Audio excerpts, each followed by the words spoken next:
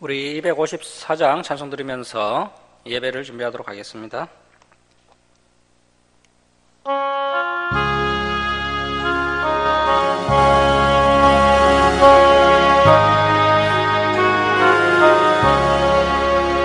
내 주의 보혈로 정하고 정하다 내 죄를 정케 하신 주 알라 하신다. 내가 주께로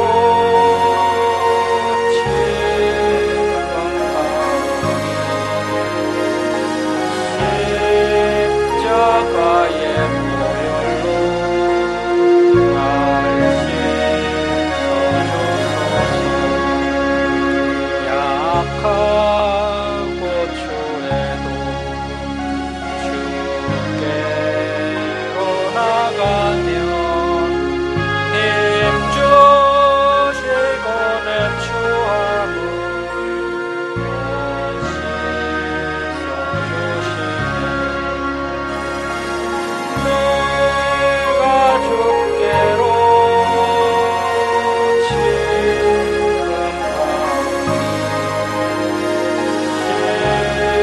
십자가의 보혈로 날 씻어주소서. 날 오라 하시니 온전한 믿음과 사랑함과 평안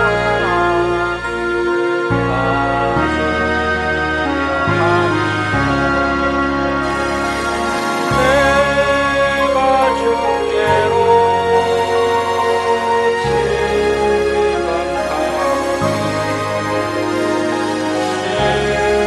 십자가의 보혈로 날 씻어주소서. 번제인 복받아 살 길을 얻었네. 한없이 넓고 큰 은혜 베풀어 주소서. 내가 주께로 지금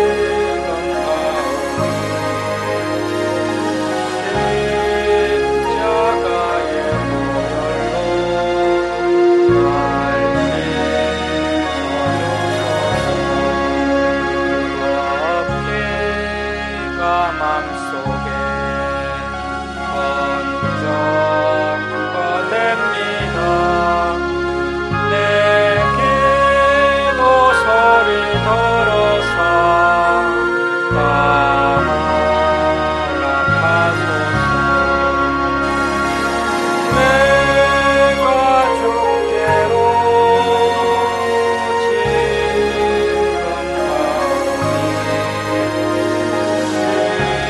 십자가의 보혈로 날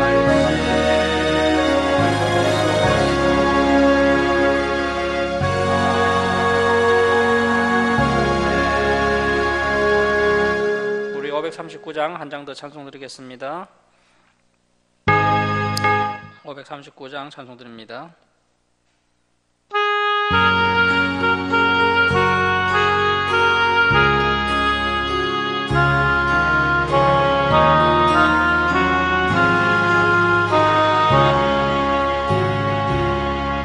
너 예수께 조용히 나가 내 모든 짐 내려놓고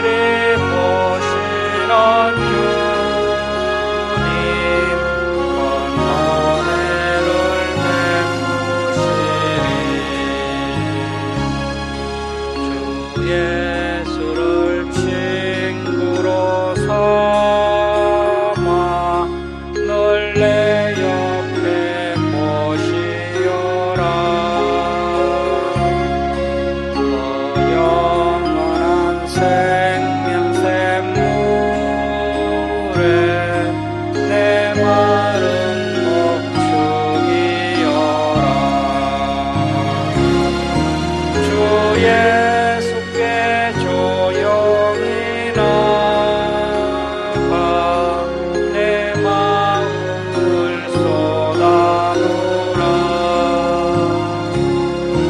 널 엄밀히 보시는 주님 은혜를 베푸시리. 나 주님과 사귀어 살면 새 생명이 넘치리라.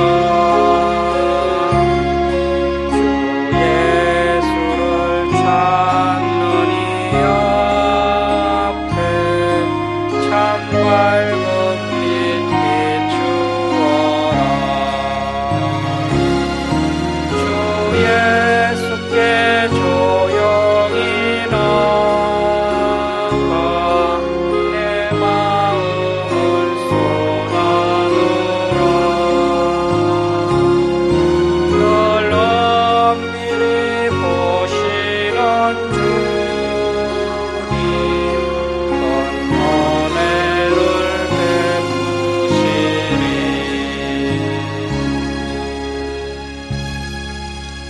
마음을 정돈하시고 묵상하심으로 주일 예배를 시작하도록 하겠습니다.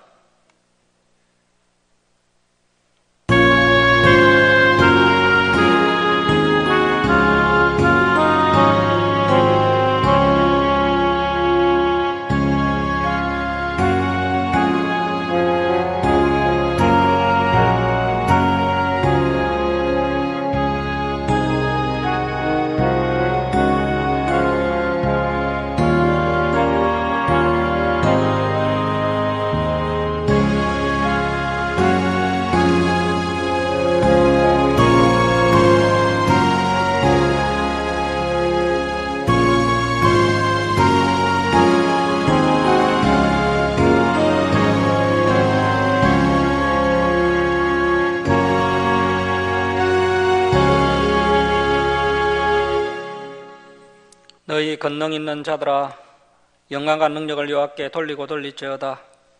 여호와 이름에 합당한 영광을 돌리며 거룩한 옷을 입고 여호와께 경배할지어다. 하나님은 영이시니 예배하는 자가 영과 진리로 예배할지니라. 아멘.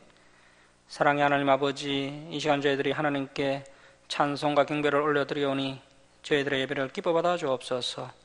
저희들이 온유하고 겸손한 마음으로 하나님의 생명의 말씀을 가슴판에 새기는 시간 되게 하시고, 지난 삶을 돌아보며 회개하며 다시 새 힘을 공급받는 귀한 은혜의 시간 되게 하여 주옵소서.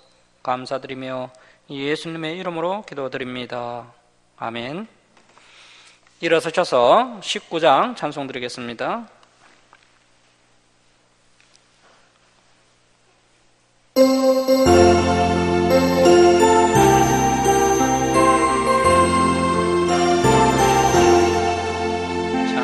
찬송하는 소리에서 사람 기뻐하도다. 하늘 아버지의 이름 거룩하도다. 세상 사람 찬양하자. 거룩하신 하나님께 할렐루야 할렐루야 할렐루야 아멘. 하나님의 나라 건세 영원토록 있도다. 하나님의 영광 나라 거룩하도다. 하늘 보좌 계신 주님 세상 주관하시도다. 할렐루야 할렐루야 할렐루야 아멘. 하나님의 크신 섭리 겉뜻대로 되노라. 우리 아버지의 뜻은 거룩하도다. 주여 속히 임하셔서 기쁜 나를 주옵소서. 할렐루야 할렐루야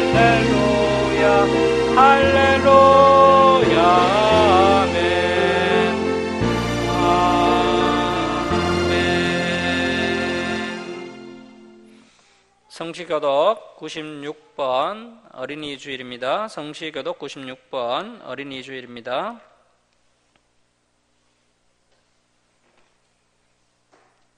보라, 자식들은 여호와의 기업이요 젊은 자의 자식은 장사의 수중에 하살 같으니 이르시되 진실로 너희에게 이르노니 너희가 돌이켜 어린아이들과 같이 되지 아니하면 그러므로 누구든지 이 어린아이와 같이 자기를 낮추는 사람이 또 누구든지 내 이름으로 이런 어린아이 하나를 영접하면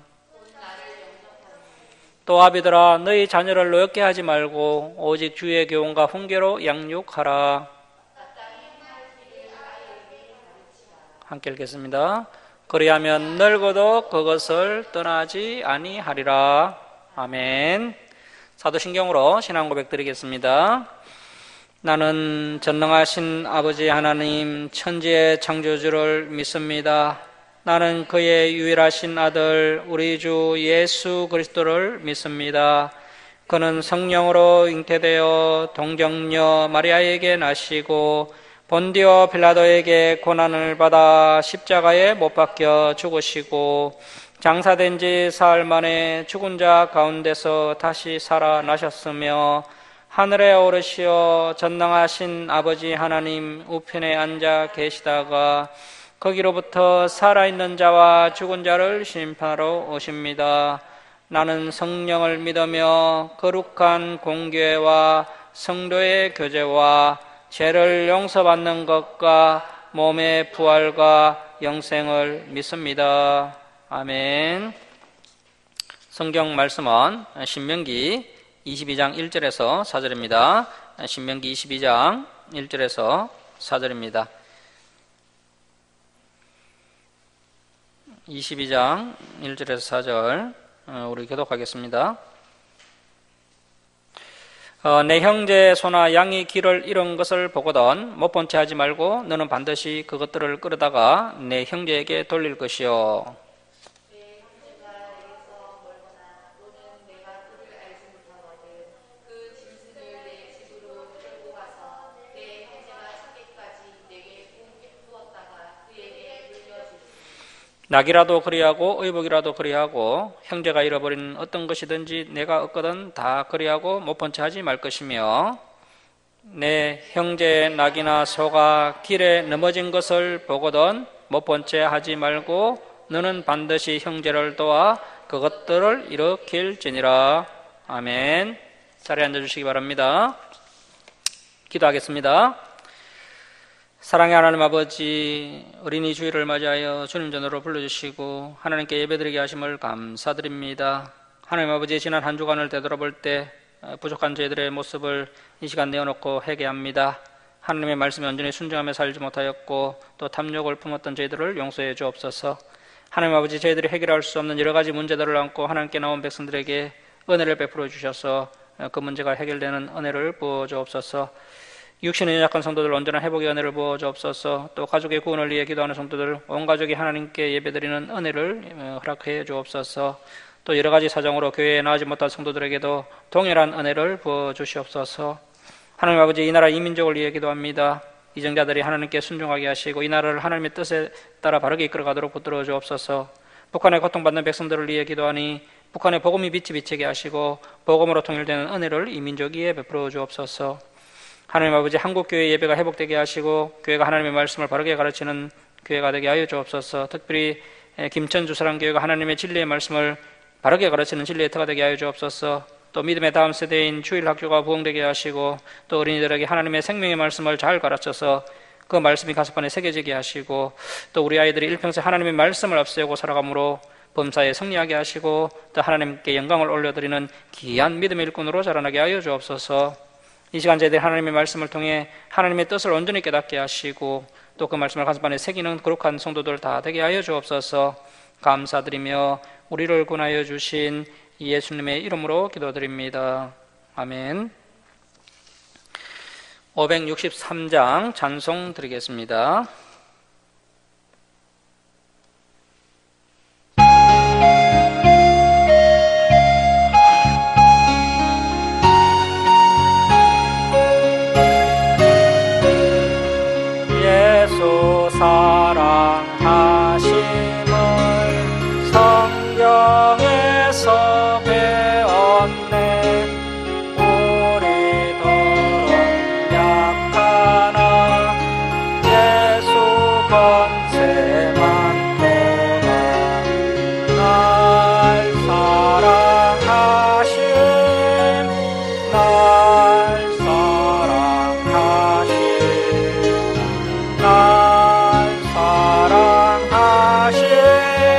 성경에 써였네. 나를 사랑하시고 나의 죄를 다 씻어 하늘 문을 여시고 걸어가게 하시네. 날 사랑하신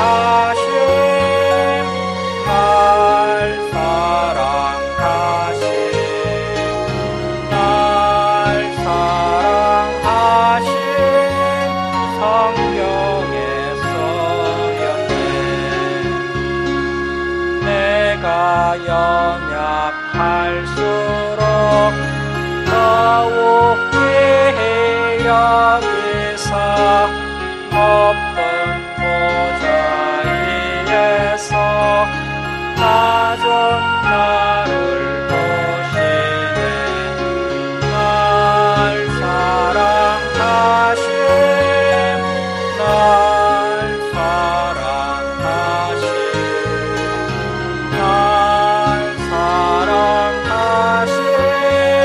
성경에 써였네. 세상 사는 동안에 나와 함께 하시고 세상 떠나가는 날 천국 가게 하소서. 날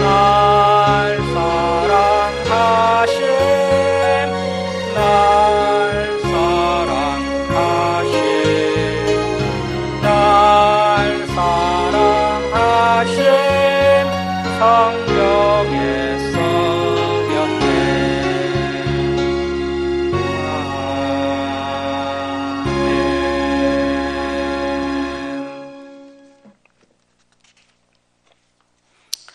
할렐루야, 반갑습니다. 못 본 채 하지 말라라는 제목으로 하나님 말씀 함께 나누겠습니다. 신명기 20장 1절에서 9절은 전쟁에 관한 규례가 소개되고 있습니다. 거룩한 전쟁에 관한 규례, 성전에 관한 규례가 되겠습니다.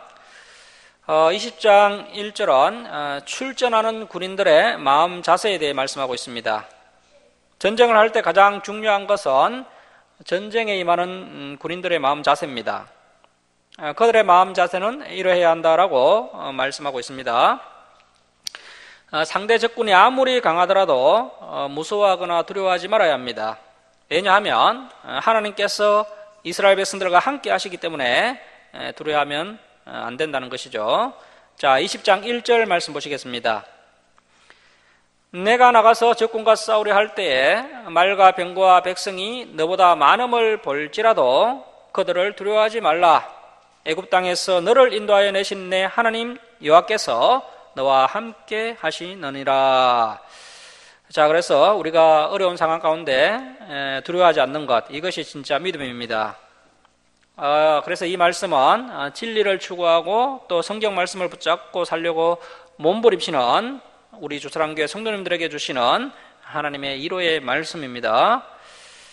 저와 여러분이 하나님의 뜻 안에서 살아가고 있다면 정말 전쟁과 같은 그런 참 어려운 상황, 극한 상황을 맞이한다 할지라도 함께 하시는 하나님으로 인하여 두려워할 필요가 없습니다. 결국엔 함께 하시는 하나님으로 인해서 우리가 반드시 승리하게 될 것입니다. 자, 이제 2절에서 4절은 출전하는 군인들에게 제사장이 선포해야 할 말씀이 소개되고 있는데요. 2절 말씀 보십시오.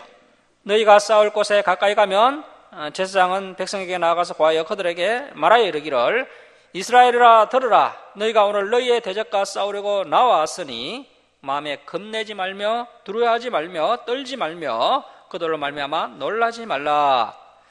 자, 하나님의 백성들이 세상 권세자들 앞에서 또 세상의 힘 앞에서 자꾸 겁내고 두려워하고 놀라고 떠니까 하나님께서 말씀하시길 마음에 겁내지 말며 두려워하지 말며 떨지 말며 그들로 말미암아 놀라지 말라라고 하십니다.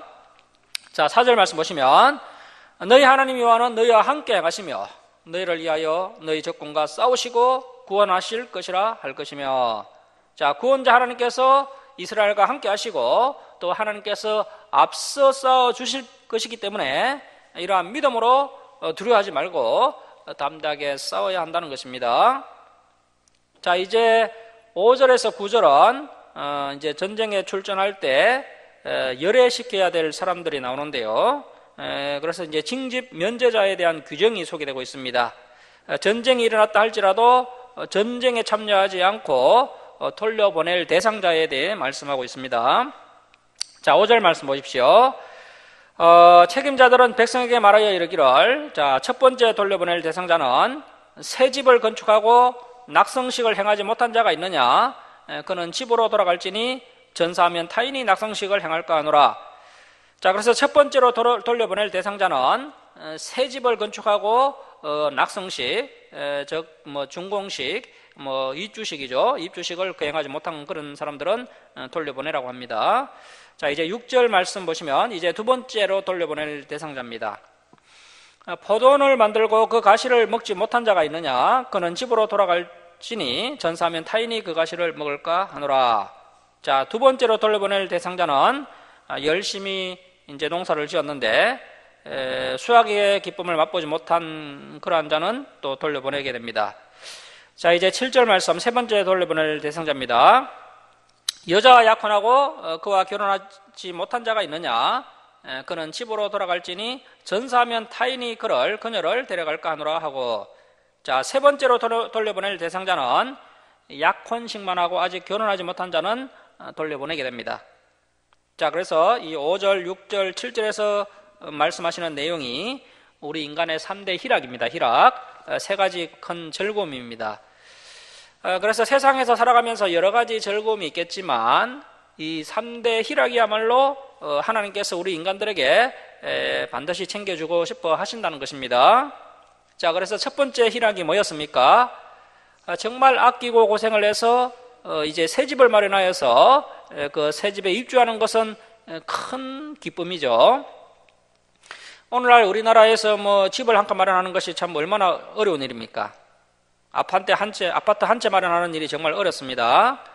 그렇게 아끼고 저축을 해서 아파트 한 채 마련했는데 집들이도 한번 못 해보고 전쟁이 일어나서 전쟁터에 징집이 되어 간다면 얼마나 억울하고 원통하겠습니까? 그래서 이런 사람은 전쟁에서 예를 시켜라. 그동안 수고해서 집을 마련했기 때문에 이웃들과 함께 그 기쁨을 나눌 자격이 있다라고 말씀하고 있습니다. 물론 우리의 영원한 집은 저 하늘나라에 있지만 이 땅에서 집 한 칸 마련하는 것이 얼마나 수고스럽고 또 얼마나 기쁜 일인지 우리 하나님께서도 잘 알고 계십니다. 그래서 저와 여러분이 집을 두 채, 세 채 마련할 필요는 없겠지만 한 채 정도는 마련할 수 있도록 노력을 해야 됩니다. 자, 그리고 이제 두 번째는 포도원에 대한 이야기가 나오는데요. 제대로 된 포도원을 하나 마련하기 위해서는 많은 수고가 필요합니다. 먼저 땅을 장만해야 되고 또 땅을 포도원으로 사용하려면 땅을 갈고 거름도 주고 해서 또 땅을 기름지게 해야 합니다. 그리고 또 포도 묘목을 심고 또 가지치기도 하고 또 순도 관리해주고 또 물도 주고 하면서 이렇게 많은 정성과 수고가 필요합니다. 오늘날 그 샤인머스켓이라는 포도 품종이 있는데요. 최소 한 3년 정도는 정성껏 들여야 제대로 된 수확을 거둘 수가 있다고 합니다. 자, 그런데 이 유대인들은 첫째, 둘째, 셋째까지는 할례 받지 못한 가시리다 해서 그 가시를 초기에다 따버립니다.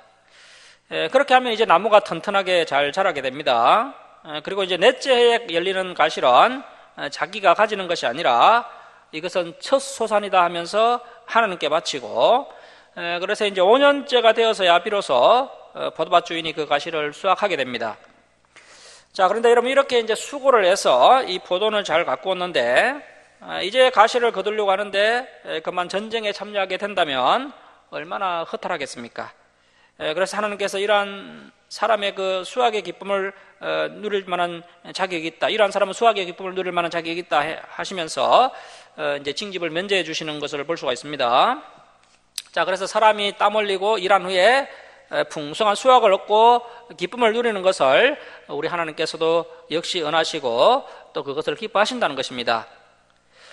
자, 그리고 이제 마지막으로 어떤 여성과 약혼을 하고 곧 그 여성과 결혼을 앞둔 남자도 징집을 면제해 주는 것을 볼 수가 있습니다. 그만큼 한 남자와 한 여자가 만나서 결혼을 하고 가정을 꾸리는 것은 사람이 누릴 만한 가장 큰 기쁨이고, 하나님께서도 이것을 아주 소중히 여기시고, 자, 이렇게 이제 기쁨을 누릴 수 있도록 보장해 주시는 것을 볼 수가 있습니다. 자, 그래서 인간의 3대 즐거움이 집을 마련하는 즐거움, 또 수학의 즐거움, 또 결혼의 즐거움인데, 하나님께서 이런 인생의 즐거움을 다 챙겨주고 싶으셔서 이렇게 법으로 문서화시켜 놓으신 것입니다. 그래서 자비롭고 사랑이 넘치시는 하나님의 성품을 볼 수가 있습니다. 자, 그리고 그만큼 이러한 인생의 3가지 즐거움이 국가의 전쟁보다 더 중요하다는 것이고, 또 우리 인간이 살아가면서 빼앗기지 말아야 할 아주 소중한 기쁨이라는 겁니다. 그래서 저와 여러분이 이러한 기회가 왔을 때 하나님이 주시는 이 기쁨을 마음껏 누리는 저와 여러분이 되어야 합니다. 자, 이제 8절은 4번째 징집 면제자가 나오는데요. 자, 8절 말씀 보십시오.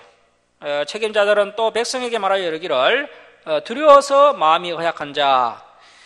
자, 이 두려움은 근본적으로 죄의 결과입니다. 그래서 마음에 하나님을 모시고 있지 않으면 인간은 두려워질 수밖에 없습니다. 자, 그래서 이렇게 두려워하는 사람은 하나님의 군사가 될 수가 없습니다. 자, 두려워서 마음이 허약한 자가 있느냐? 그는 집으로 돌아갈지니 그의 형제들의 마음도 그의 마음과 같이 낙심될까 하노라 하고, 백성에게 이르기를 마친 후에 군대의 지견들을 세워 무리를 거느리게 할지니라. 자, 이렇게 이제 거룩한 전쟁에 대한 규례가 소개되고 있습니다. 자, 이제 10절에서 20절은 전쟁 수행 지침 규례가 나오는데요. 전쟁을 수행할 때 지켜야 할 지침 규례입니다. 먼저 10절에서 15절은 가나안 족속이 아닌 그 일반 족속들과의 전쟁 수행 지침을 말씀하고 있습니다.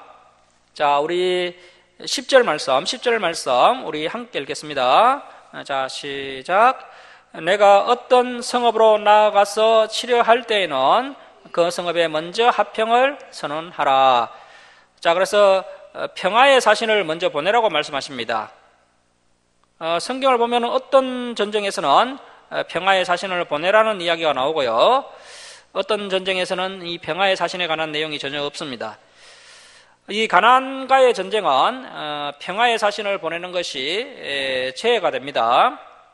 왜냐하면 이 가나안 족속들은 이미 너무나 많이 타락을 해서 하나님께서 심판하시기로 작정하셨기 때문에 이 가나안과의 전쟁은 제외하고 그 외의 전쟁은 되도록 전쟁을 하지 말고 먼저 평화롭게 해결하라는 것입니다. 그래서 사람의 생명을 함부로 죽이지 않는 것이 하나님의 백성으로서 가져야 할 도리입니다. 전쟁을 하더라도 하나님의 백성은 수단과 방법을 가려서 전쟁을 해야 합니다. 자, 11절 말씀 보십시오. 그 성읍이 만일 화평하기로 하답하고 너를 향하여 성문을 열거든 그 모든 주민들에게 내게 조공을 바치고 너를 섬기게 할 것이요, 만일 너와 화평하기를 거부하고 너를 대적하여 오히려 먼저 싸우려 하거든 너는 그 성읍을 에워쌀 것이며, 내 하나님 여호와께서 그 성읍을 내 손에 넘기시거든 너는 칼날로 그 안에 남자를 다쳐 죽이고 너는 오직 여자들과 유아들과 가축들과 성읍 가운데 있는 모든 것을 너를 위하여 탈취물로 삼을 것이며, 너는 하나님 여호와께서 내게 주신 적군에게 빼앗은 것을 먹을지니라. 내가 내게서 멀리 떠난 성읍들. 그래서 이 법이 똑같이 적용되는 것은 아니고요, 그 가나안에서 멀리 떨어져 있는 성읍, 그래서 이제 가나안 족속들과는 분명히 구분이 된다는 것입니다. 곧 이민족들은 이제 가나안 족속들입니다. 가나안 족속들에게 속하지 아니한 먼 성읍들에게는 이같이, 그래서 이 10절에서 14절 같이 행하려니와. 그래서 이제 적용 대상자가 분명히 구분이 됩니다. 가나안 땅에서는 이러한 긍휼이 적용되지 않지만 먼 민족들에게는 이런 긍휼이 적용된다는 것이죠. 자, 이제 16절부터 18절은 가나안 족속과의 전쟁 수행 지침이 소개되고 있습니다. 자, 16절 말씀 보십시오. 오직 내 하나님 여호와께서 내게 기업으로 주시는 이 가나안 민족들의 성읍에서는 호흡 있는 자를 하나도 살리지 말지니 곧 헷 족속과 아모리 족속과 가나안 족속과 버리스 족속과 히 족속과 여부서 족속을 내가 진멸하되 내 하나님 여호와께서 내게 명령하신 대로 하라. 자, 18절 보시면 이 가나안 족속을 진멸하시는 이유에 대해서 말씀하십니다. 자, 18절 줄을 칩니다. 이는 그들이 그 신들에게 행하는 모든 가증한 일을 너희에게 가르쳐 본받게 하여. 자, 그래서 이렇게 진멸하시는 이유가 1차적으로는 그들의 타락한 종교 행위 때문이라는 겁니다. 이 가나안 족속들의 가증한 종교 행위에는 자녀를 불살라서 그들의 신들에게 바치는 그런 악한 행위를 하거나 또 그들의 그 신전에서 남녀가 음란하게 관계를 가지는 등 그야말로 너무나 타락하고 악한 행동을 한 것이 심판받을 이유입니다. 그래서 이러한 가정한 일은 더 볼 것도 없이 즉결 심판에 처한다는 겁니다. 자, 18절 하반절을 보시면 너희가 너희 하나님 여호와께 범죄하게 할까 함이니라. 그래서 이 가나안 족속들은 이미 상상을 초월할 정도로 타락을 했습니다. 이 가나안 족속들이 악해도 너무 악했기 때문에 하나님께서 이렇게 진멸하라고 하신 겁니다. 그래서 이제 우리가 좀 더 이해를 돕기 위해서 창세기 15장 16절 한번 찾아보겠습니다. 창세기 15장 16절입니다. 이 창세기 15장 16절은 하나님께서 이제 아브라함과 언약을 세우시는 장면인데요. 그때 이제 아브라함에게 어떤 말씀을 하시느냐 하면, 자, 창세기 15장 16절 한번 보십시오. 찾기가 어려우시면 화면을 보셔도 되겠습니다. 내 자손은 4대 만에, 여기서 이제 한 대는 100년입니다. 100년. 그래서 이제 400년 만에 이 가나안 땅으로 돌아오리니, 이제 이스라엘 백성들이 애굽에서 이제 400년 종살이를 하고 이제 가나안 땅으로 다시 돌아온다는 것이죠. 그래서 이는 아모리 족속, 이 아모리 족속은 가나안 족속의 대표 족속입니다. 그래서 이제 성경에서 가나안 족속이라고 하기도 하지만 또 이렇게 아모리 족속이라고 하기도 합니다. 자, 아모리 족속의 제약이, 자, 줄을 칩니다. 아직 가득 차지 아니함이니라. 그래서 하나님께서는 이스라엘 민족만 사랑하시고 가나안 민족은 미워하셔서 그들을 진멸하신 것이 아니라는 겁니다. 우리 하나님께서는 그동안 오래 참으시면서 이 가나안 민족들이 제약에서 돌이켜서 하나님께로 돌아오기를 간절히 원하셨습니다. 그래서 하나님께서 이 아브라함과 언약을 세우실 때가 이 신명기 시점으로부터 한 650년 전입니다. 그러니까 하나님께서 가나안 7족속이 다시 하나님께로 돌아오기를 650년간을 기다렸던 것입니다. 그런데 650년이 지난 지금 이 가나안 족속들이 하나님께로 돌아오기는커녕 더 악하고 더 타락을 해서 그들의 제약이 이제 진멸할 만큼, 이제 더 이상 기다릴 수 없을 만큼 타락을 해서 이제 적결 심판하실 만큼 이 제약이 가득 차게 되었다는 겁니다. 그래서 하나님께서 이스라엘 백성들을 통해서 이 가나안 족속을 심판하시는 것이지, 단지 그들이 그들을 미워해서 이스라엘만 편애해서 이 가나안 족속을 진멸하시는 것이 아니라는 겁니다. 자, 19절 말씀 보십시오. 너희가 어떤 성읍을 오랫동안 에워싸고 그 성읍을 쳐서 점령하려 할 때에도 도끼를 둘러 그곳에 나무를 찍어내지 말라. 자, 그래서 이제 전쟁을 할 때 찍어내야 될 나무도 있고 또 찍어내지 말아야 할 나무도 있습니다. 그래서 이것을 잘 구분해야 되는데요. 자, 찍어내지 말라. 이는 너희가 먹을 것이 될 것임이니라 찍지 말라. 그래서 이제 가실이 달리는, 먹을 수 있는 가실나무는 찍어내면 안 된다는 겁니다. 들의 수목이 사람이냐? 너희가 어찌 그것을 에워싸겠느냐?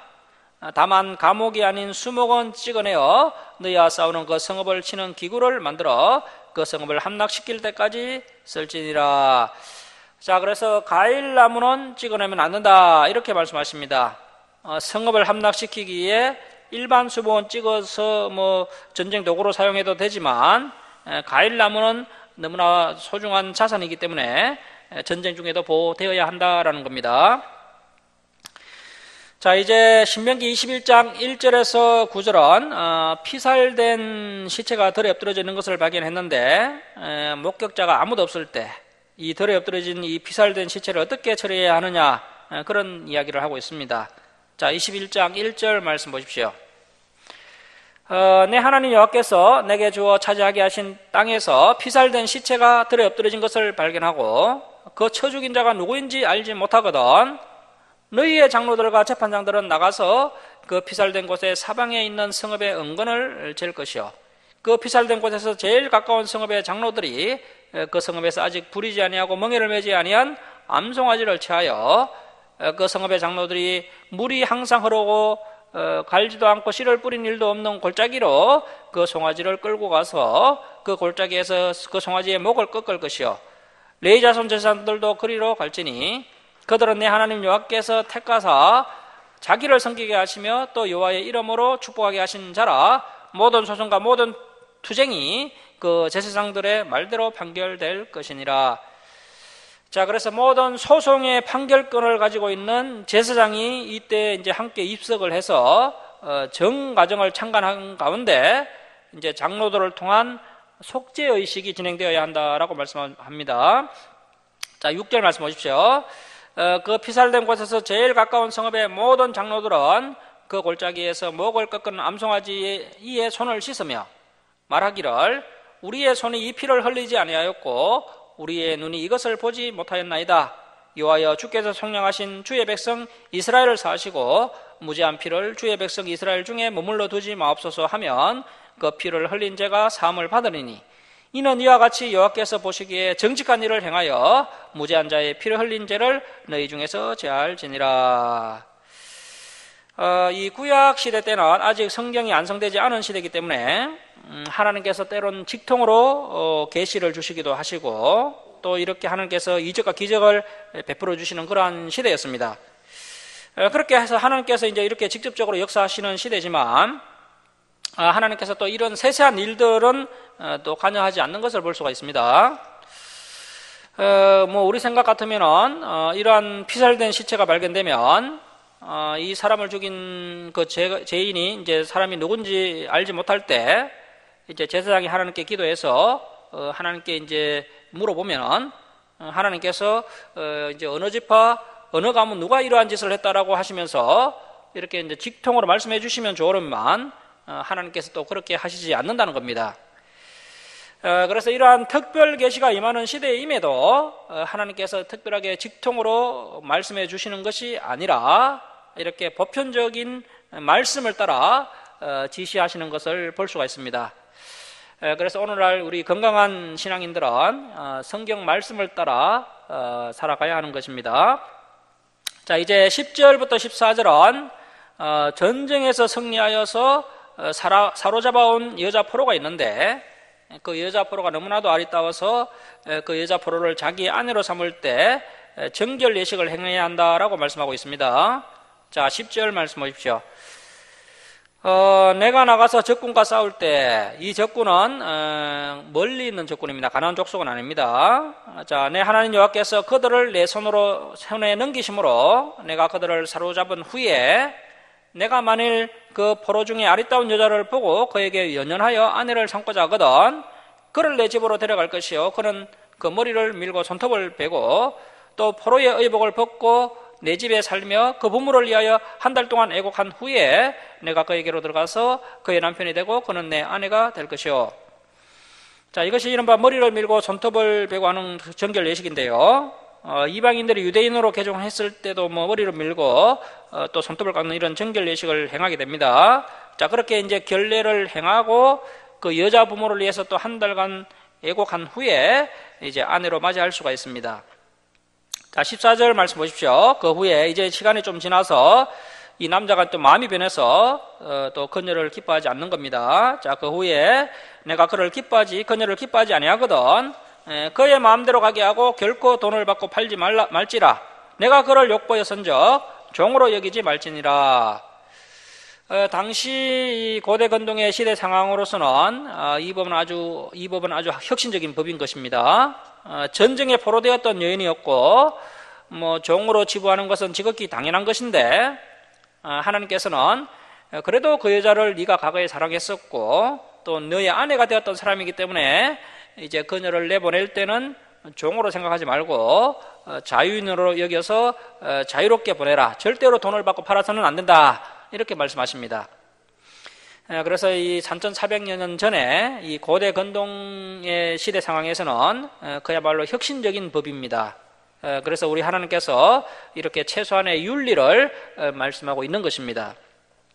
자, 이제 15절에서 17절은 장자의 상속권에 관한 말씀이 나오는데요. 또 상당히 일리 있는 이야기를 하고 계십니다. 자, 21장 15절 말씀 보십시오. 어떤 사람이 아내를 이제 한 명만 두어야 하는데 두 명이나 두었습니다. 자, 그래서 어떤 사람이 두 아내를 두었는데 하나는 사랑을 받고 하나는 미움을 받다가 그 사랑을 받는 자와 미움을 받는 자가 둘 다 아들을 낳았다 하자. 그 미움을 받는 자의 아들이 장자이면, 그래서 미움을 받는 아내의 아들이 먼저 태어난 거죠. 자기의 소유를 그의 아들들에게 기업으로 나누는 날에 그 사랑을 받는 자의 아들을 장자로 삼아 참 장자 곧 미움을 받는 자의 아들보다 앞세우지 말고 반드시 그 미움을 받는 자의 아들을 장자로 인정하여 자기의 소유에서 그에게는 두 몫을 줄 것이니 그는 자기의 기력의 시작이라 장자의 권리가 그에게 있음이니라. 자, 그래서 재산을 상속할 때도 아주 정의롭게 공평하게 처리를 해야 한다는 겁니다. 아내의 애모를 보고, 야, 이 아내는 내가 사랑하는 아내니까 이 예쁜 아내에게서 태어난 아들을 장자로 삼아야 하겠다. 그렇게 하면 안 되고, 미운 아내에게서 태어난 아들이라도 먼저 태어난 진짜 장자에게 장자의 권한을 부여해야 한다라는 것입니다. 자, 그리고 이제 18절에서 21절에는 패역한 아들이 있습니다. 아주 패역한 아들이 있는데 그 패역한 아들에게 내리는 벌이 소개되고 있습니다. 유대인들이 그렇게 참 효자이고 또 부모님들을 잘 존경하고 또 때로는 또 부모님을 또 이렇게 두려워하는 그런 이유가 있는데요. 바로 이러한 말씀들을 자녀들에게 어릴 때부터 잘 가르치기 때문에 그렇습니다. 하나님께서 불효막심한 자들을 얼마나 음하게 징계하시느냐 하면, 자, 18절 말씀 보십시오. 자, 어떤 사람에게 안악하고 패역한 아들이 있어 그의 아버지의 말이나 어머니의 말을 순종하지 아니하고 부모가 징계하여도 순종하지 아니하거든 그의 부모가 그를 끌어 성문에 이르러 그 성읍 장로들에게 나아가서 그 성읍 장로들에게 말하기를 우리의 이 자식은 안악하고 패역하여 우리의 말을 듣지 아니하고 방탕하며 술에 잠긴 자라 하면 그 성읍의 모든 사람들이 그를 돌로 쳐 죽일지니 이같이 내가 너희 중에서 악을 제하라. 그리하면 온 이스라엘이 듣고 두려워하리라. 자, 그래서 이 말씀 또한 죽이는 것이 목적이 아니라 악을 제거하는 것이 목적입니다. 오늘날 한국교회 성도님들 가운데 혹시 불효막심한 그러한 분들이 계시다면 이 말씀을 읽으면 정신이 번쩍 들게 될 겁니다. 이스라엘 백성들은 지금도 이 구약 성경을 면밀히 살펴보고 있기 때문에 자녀 교육을 아주 엄하게 시킵니다. 아주 엄하게 교육할 뿐 아니라 또 자녀를 매우 사랑합니다. 그래서 사랑함과 엄중함이 함께 가야만 균형 잡힌 교육이 될 수가 있습니다. 그래서 우리 주사랑교회 성도님들은 자녀를 키울 때 때로는 아주 엄하게, 때로는 매우 사랑하는 마음으로 두 가지 마음으로 자녀들을 교육할 필요가 있다는 것입니다. 그리고 어릴 때부터 이 성경을 가슴판에 잘 새겨주어야 말씀의 인도를 받아 일평생 승리하는 삶을 살게 되는 것입니다. 자, 이제 22절에서 23절은 나무에 달린 저주받은 사체의 처리 규례가 나옵니다. 자, 22절 말씀 보십시오.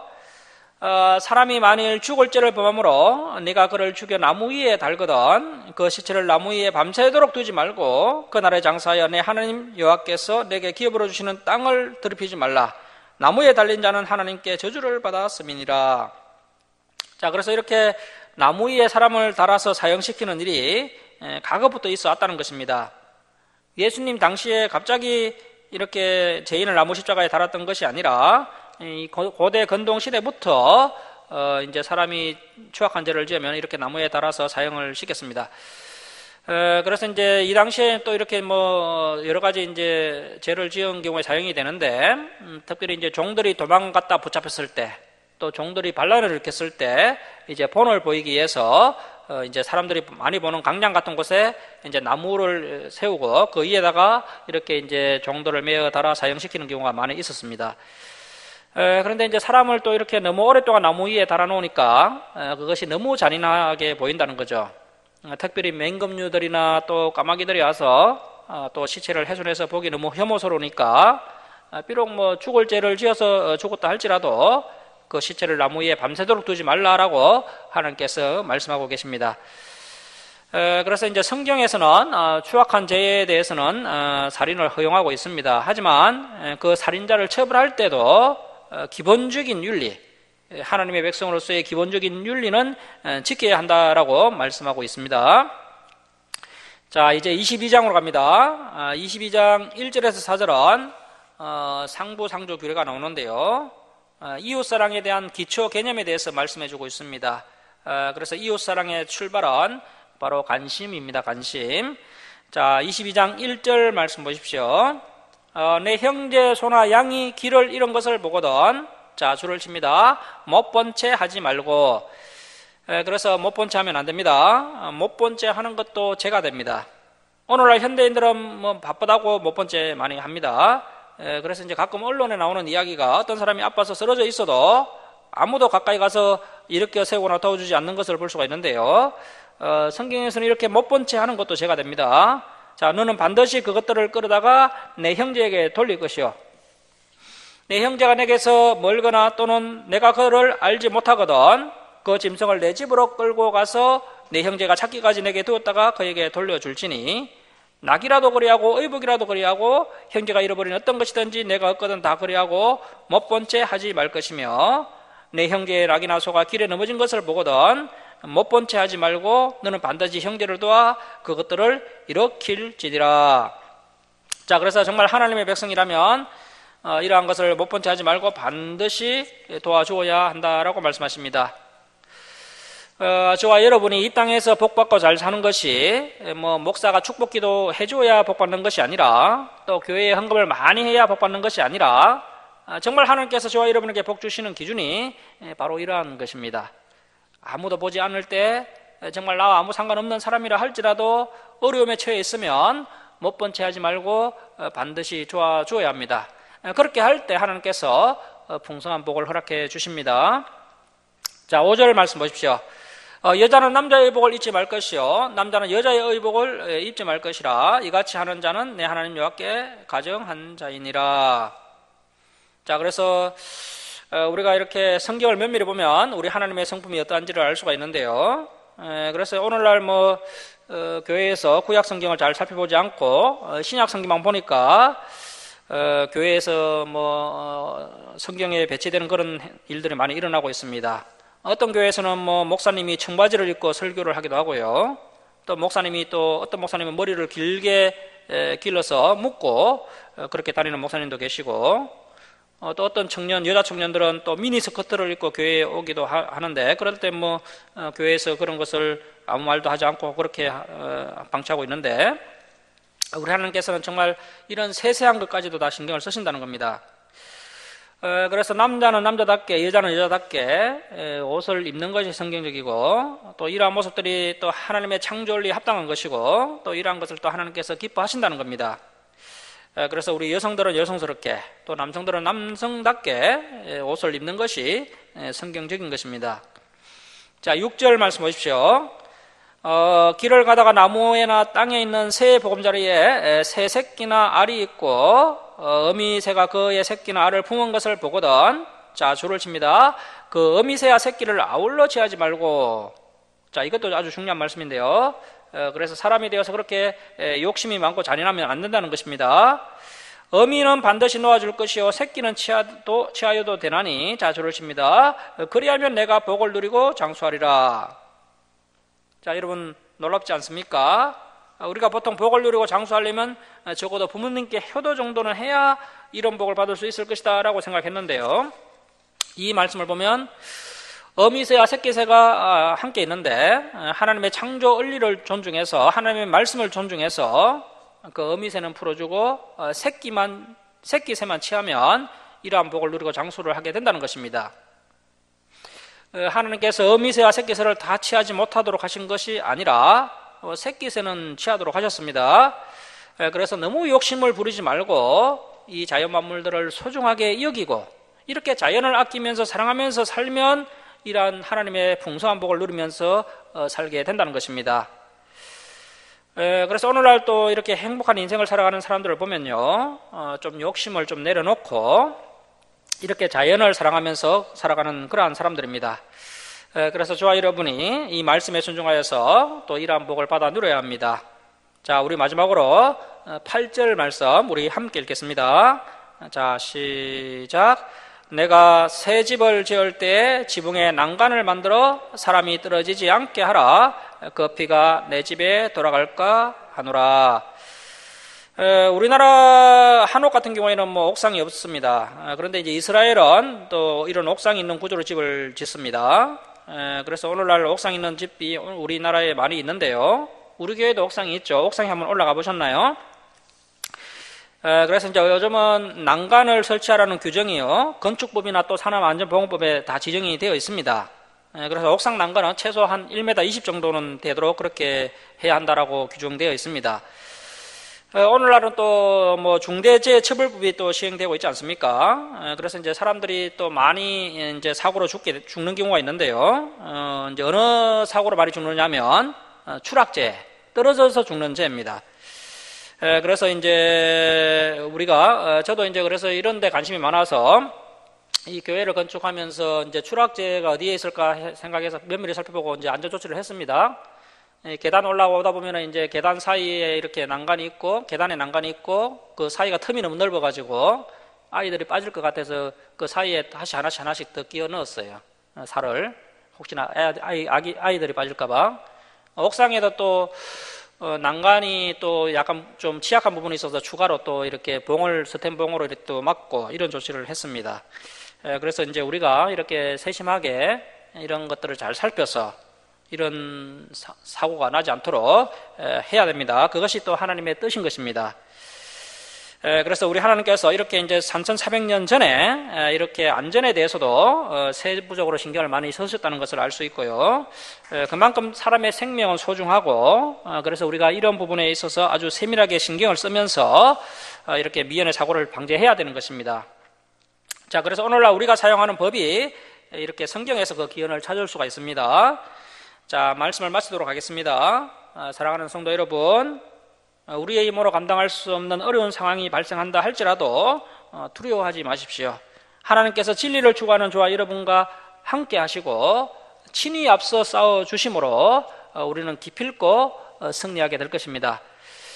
그리고 우리 기독교 윤리는 세상의 윤리를 뛰어넘어야 합니다. 그래서 부모님께 효도하고 또 성도와 이웃에게 관심을 가지는 저와 여러분이 되어야 합니다. 오늘 살펴본 말씀을 다시 한번 가슴판에 잘 새겨서 이웃이 어려운 일을 당했을 때 못 본 채 하지 말고 힘써 도와주시고 또 자연 만물을 사랑하여서 하나님께서 부어주시는 풍성한 복을 받아 누리는 저와 여러분이 되시길 주님의 이름으로 축원합니다. 기도하겠습니다. 사랑의 하나님 아버지, 오늘도 귀한 말씀을 알게 하시니 감사드립니다. 저희들의 삶 가운데 큰 위기가 닥쳐온다 할지라도 두려워하지 않고 앞서가서 싸우시는 하나님을 믿고 끝까지 진리의 길로 달려가는 성도들 다 되게 하여 주옵소서.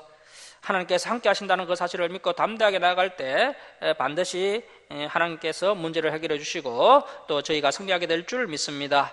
하나님 아버지, 이웃이 어려운 일을 당했을 때 못 본 채 하지 않고 힘써 도와주는 성도들 다 되게 하여 주옵소서. 또 부모님께 효도하고 이웃을 사랑하고 또 자연 만물을 사랑하여서 하나님께서 부어주시는 풍성한 복을 받아 누리는 우리 모든 성도들 되게 하여 주옵소서. 그리고 우리 주사랑교회가 또 믿음의 다음 세대들에게 하나님의 진리의 말씀을 잘 가르치는 교회가 되게 하시고 또 우리 아이들이 거룩하게 또 지혜롭게 자라나서 주님께 영광을 드리는 큰 믿음의 일꾼들로 세워지게 하여 주옵소서. 감사드리며 예수님의 이름으로 기도드립니다.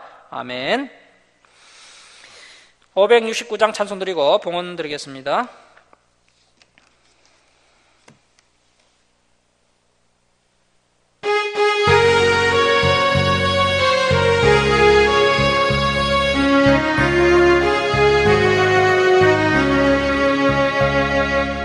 선한 목자 되신 우리 주 항상 인도하시고 푸른 풀밭 좋은 곳에서 우리 먹여주소서. 선한 목자 구세주여 항상 인도하소서. 선한 목자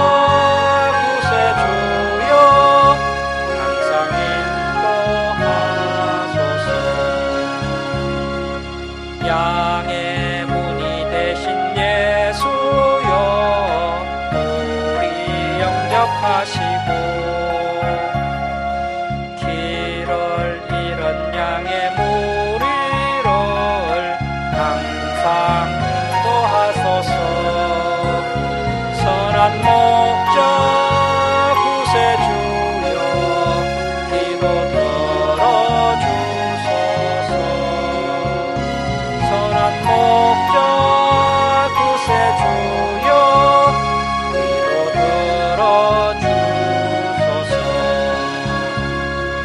험이 많고 약한 우리를 용납하여 주시고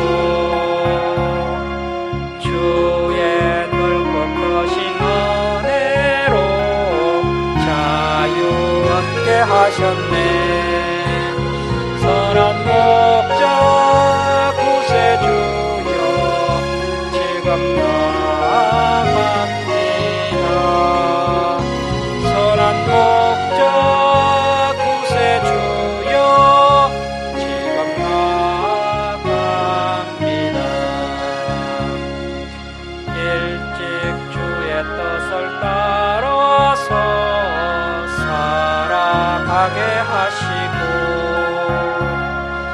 주의 크신 사랑 베푸사 살아가게 하소서. 선한 목자 구세주여 항상 인도하소서. 선한 목자 구세주여 항상 인도하소서.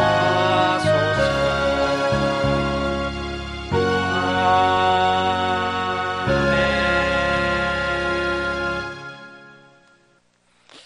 봉헌 드리겠습니다. 감사헌금 올려드립니다. 그리고 주정금 올려드립니다. 기도하겠습니다. 사랑의 하나님 아버지, 한량없는 은혜와 사랑에 감사드립니다. 죄악 가운데 멸망당할 저희들을 독생자 예수 그리스도의 보혈로 구원하여 주시고 또 날마다 진리의 말씀으로 또 승리의 길로 인도해 주시니 감사드립니다. 하나님 아버지, 저희들이 하나님께서 베풀어 주신 은혜와 사랑에 감사하며 또 저희들의 필요를 또 채워주심을 감사하며 하나님께 예물 올려드립니다. 기뻐 받아 주옵소서. 이 예물을 올려드린 주님의 백성들 주님께서 날마다 동행하여 주옵시고 또 마음의 감사 기쁨이 넘쳐나게 하여 주옵소서. 또 우리의 기도에 응답하여 주시고 저희들 부족한 것 아시오니 주님께서 또 필요를 채워 주시옵소서. 이 예물이 쓰는 것마다 하나님의 영광이 나타나게 하여 주옵소서. 감사드리며 예수님의 이름으로 기도드립니다. 아멘. 예, 교회 소식을 전합니다. 오늘 우리 주사랑교회 예배에 함께해 주신 우리 성도님들을 주님의 이름으로 감사드립니다. 한국교회 예배 회복을 위해 우리 주사랑교회를 위해 함께 기도해 주시기 바랍니다. 그리고 우리 박자 지사님이 이제 경대병원에 입원해가 있는데요. 염증은 잘 치료가 된 것 같은데 이제 심장 판막 수술을 과거에 했었어요. 그게 이제 수명이 좀 오래되다 보니까 노후가 되어서 경대병원에서 이번 기회에 이제 그 판막 교체 수술을 하자고 이렇게 말씀하시는 것 같습니다. 그래서 아마도 이제 일정이 잡히면은 판막 수술을 하고 그렇게 이제 퇴원을 하셔야 될 것 같아요. 그래서 함께 기도해 주시기 바랍니다. 그리고 이제 교회에 이제 식사 제공하는 그런 게 정부 방역 지침이 이제 해제가 되었습니다. 그래서 오늘부터 이제 식사 제공을 하는데 먹고 드시고 싶은 분들은 지하 1층 식당에 가셔서 식사하시고 집에 가시면 될 것 같습니다. 많은 반찬은 없지만은 그렇게 드시면 될 것 같아요. 주일 예배 때 살펴봤던 말씀을 한 주간 더 복습하시고 또 다음 주일에 진행될 말씀들도 또 미리 읽어오시기 바랍니다. 자, 일어서셔서 5장 찬송 드리고 축도로 예배를 마치겠습니다.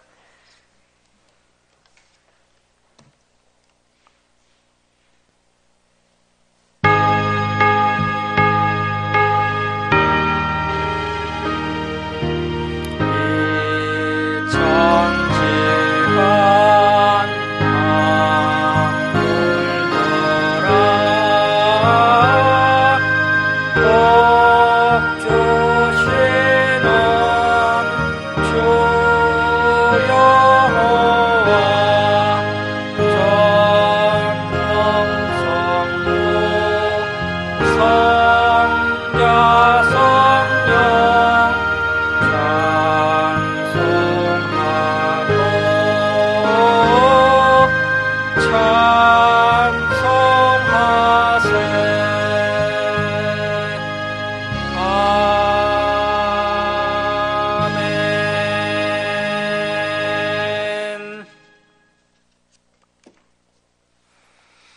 지금은 우리 주 예수 그리스도의 은혜와 하나님 아버지의 극진하신 사랑하심과 성령님의 감화감동하심과 교통하심이 어려운 이웃을 못 본 채 하지 않고 힘써 도와주므로 하나님의 풍성한 복을 받아 누리는 사랑하는 김천 주사랑교회 성도들 머리에와 이 땅의 모든 교회 위에 이제로부터 영원토록 함께 있을지어다. 아멘.